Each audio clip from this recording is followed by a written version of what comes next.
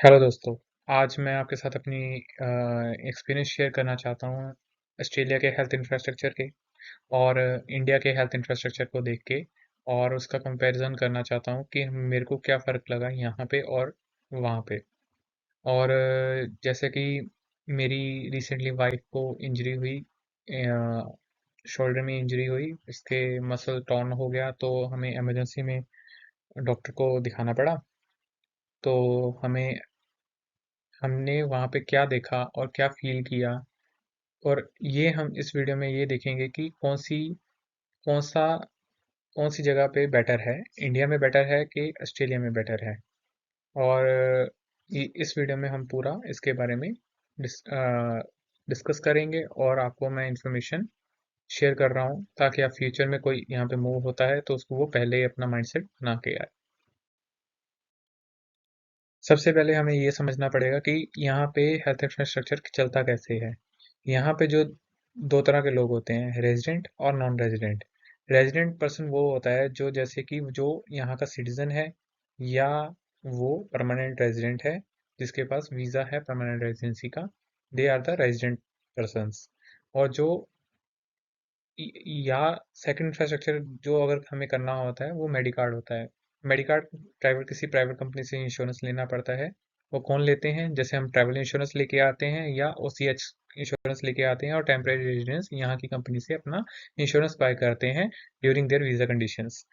इसलिए हमें ये समझना पड़ता है कि हमें ये दो चीजें पता होनी चाहिए कि हेल्थ कार्ड और मेडिकार्ड में क्या फर्क है। जैसे कि आपने हमें पहले भी बोल रहा था कि हेल्थ कार्ड सिटीजन्स के लिए होता है और परमानेंट रेजिडेंट होल्डर का जिनके पास होता है वो उनके उनके लिए होता है।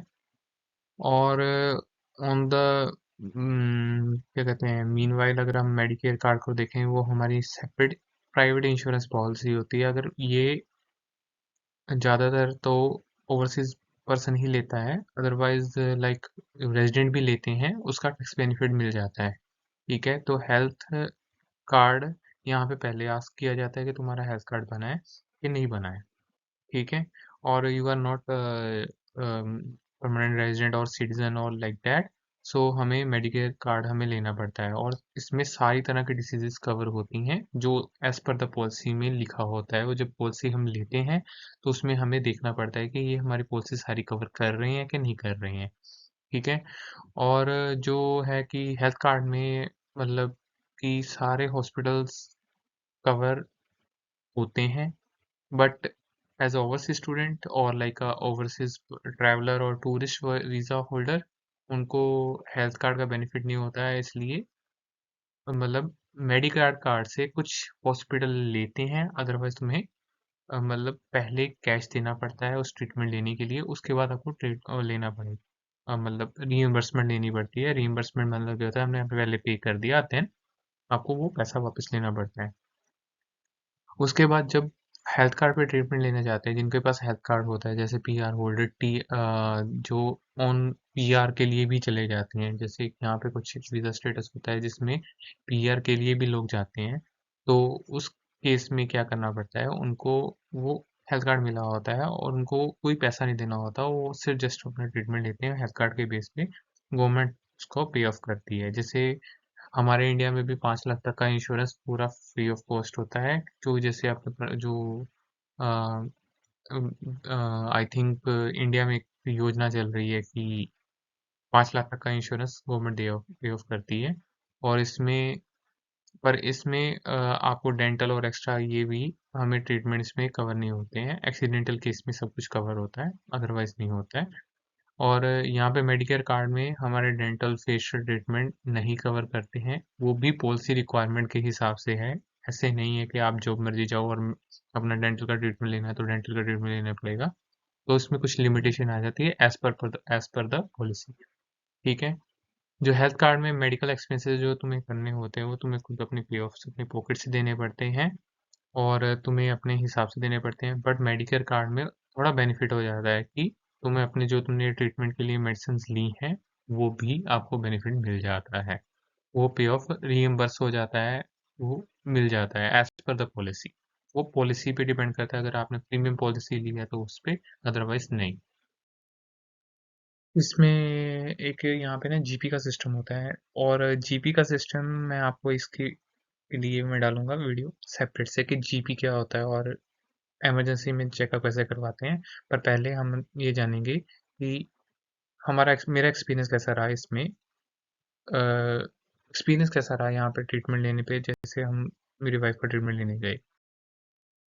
एट द एंड मैं अपना एक्सपीरियंस शेयर करता हूँ कि जैसे कि हम हॉस्पिटल गए तो हमें देखा कि हमारा तो एक्चुअली ओवरसीज का कार्ड है, तो हमें ये करना पड़ा कि हमें तो पहले तो उन्होंने बोला कि आपका जो ओवरसीज कार्ड है उसको एक्सेप्ट नहीं करते हैं, आपको आप रीइंबर्समेंट में ले लीजिएगा, हम आपको बिल दे देंगे।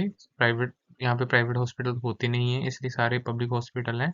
तो आपको, अब इमरजेंसी में गए हम, तो हमने वो अपना ट्रीटमेंट लेना शुरू किया। तो हमें कहा कि यहाँ पे ट्रीटमेंट बहुत कॉस्टली पड़ता है, जस्ट एक एक्सरे का 162 और $182 का, इमरजेंसी चेकअप के लिए आपको $182 देने पड़ेंगे, $162।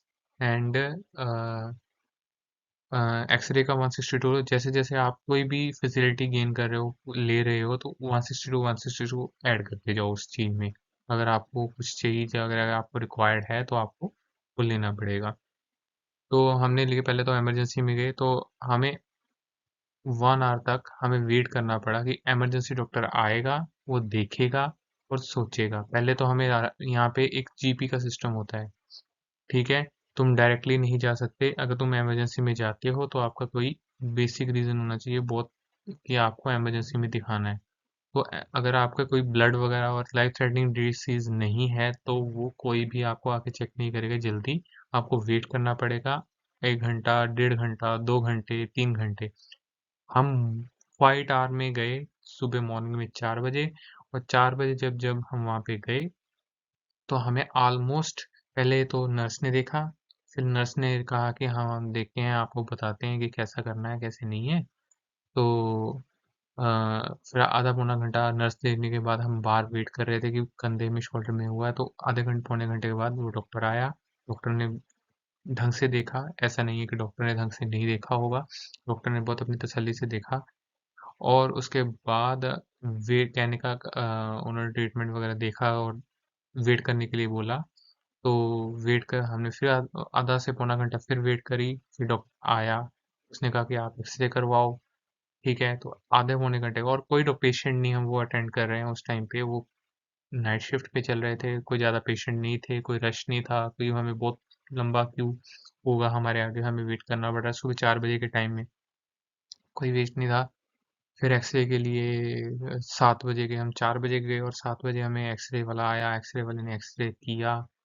और 1.5 से 2 घंटे बाद तो उसने डॉक्टर मतलब एक्सरे आया और डॉक्टर ने एक इंजेक्शन दिया इसको, पेन रिलीफ एंटी इन्फ्लामेशन दे के, और इंजेक्शन दे के बिठा दिया, और कहा कि हम, मैं तो एक्सरे वाले से पूछा हूँ कि क्या ट्रीटमेंट उसमें को लग रहा है कि उसमें, उसके एक्सरे में कुछ नहीं आया।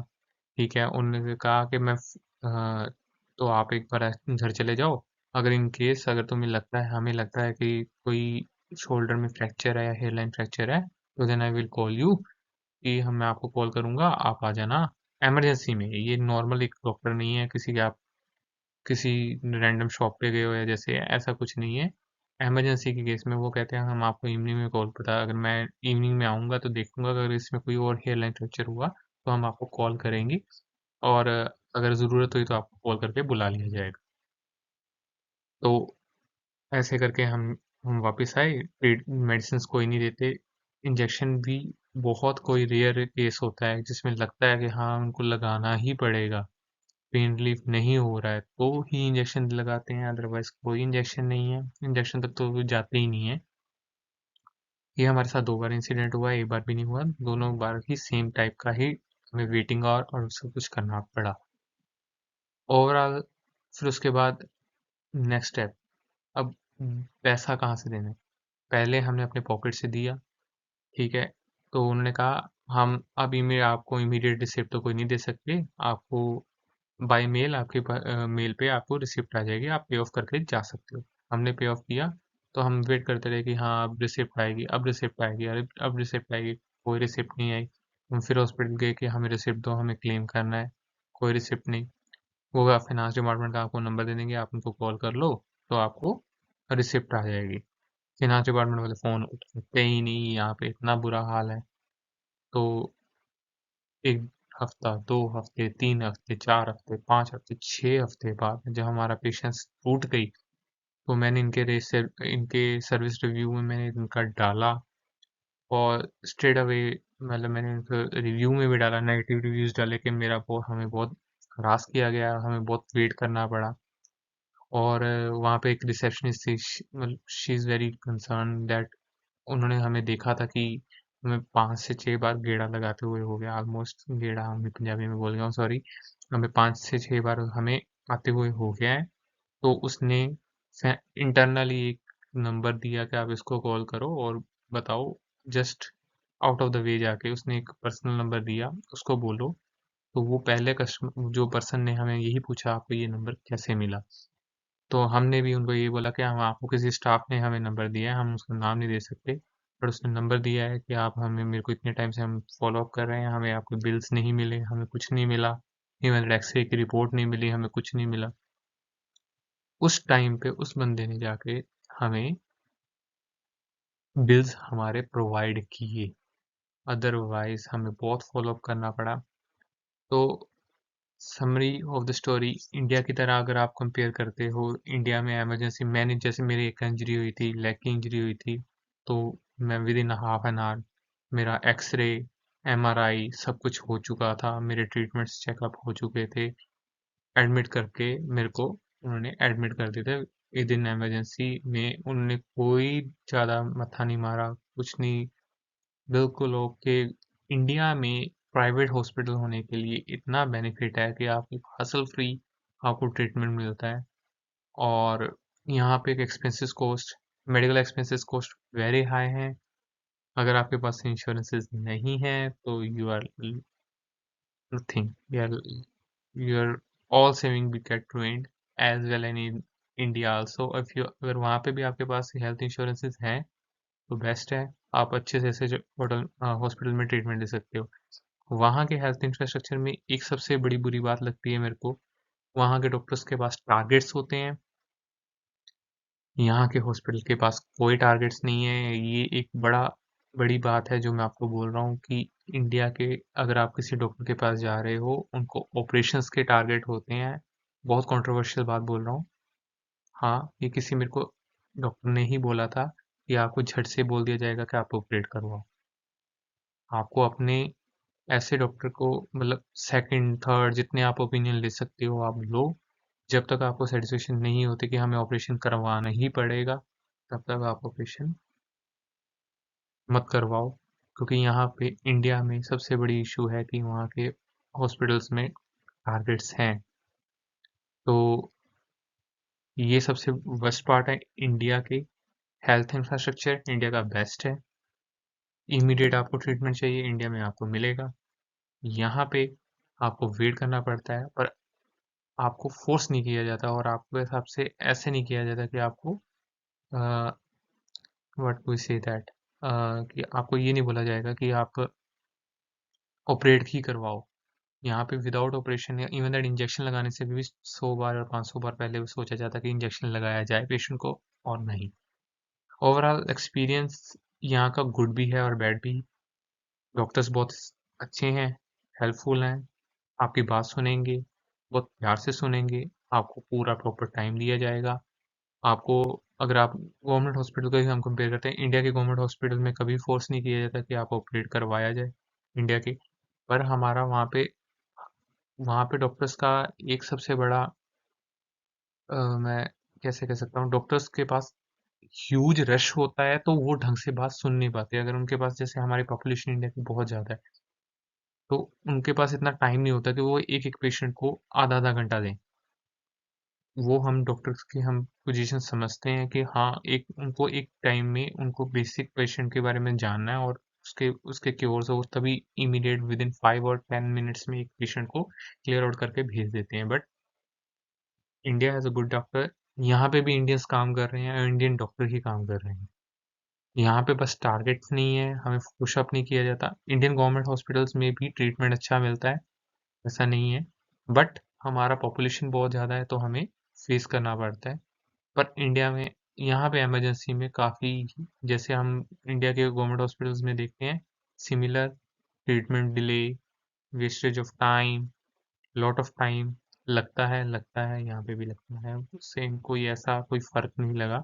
वहाँ पे इंडिया में प्राइवेट हॉस्पिटल्स हैं, दैट्स वाई हमें इजीली ट्रीटमेंट मिलता है, बहुत जल्दी एसेसिबल है, हमें कोई मेडिसिन लेनी है बहुत जल्दी एसेसिबल है।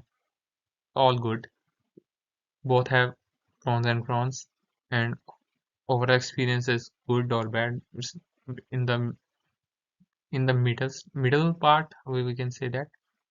uh, यही मैं अपनी वीडियो एंड करता हूँ। होपफुली आपको ये अच्छी लगी होगी। अगर आपको लगी अच्छी तो please like and share. Thank you.